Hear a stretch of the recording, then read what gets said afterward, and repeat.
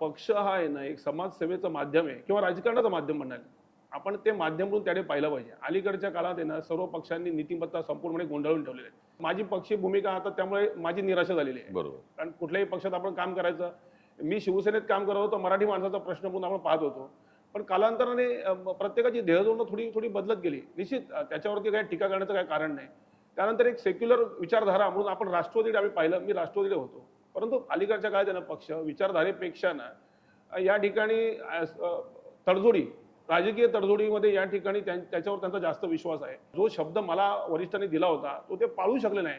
त्यामुळे त्या अनुषंगाने निश्चितपणे माझी भूमिका होती की जर आपल्यावरती अन्याय करत असेल तर आपण बंड करायला पाहिजे. आणि मुळामध्ये आपण आपल्या बरोबर असणाऱ्या कार्यकर्त्यांना एक स्वप्न दाखवलंय, तरुणांना एक स्वप्न दाखवलंय. जर आपल्यालाच न्याय मिळू शकत नसेल आणि आपण आपल्याकरता न्याय मिळू शकत नसेल तर आपण दुसऱ्यासाठी न्याय कसा मिळणार.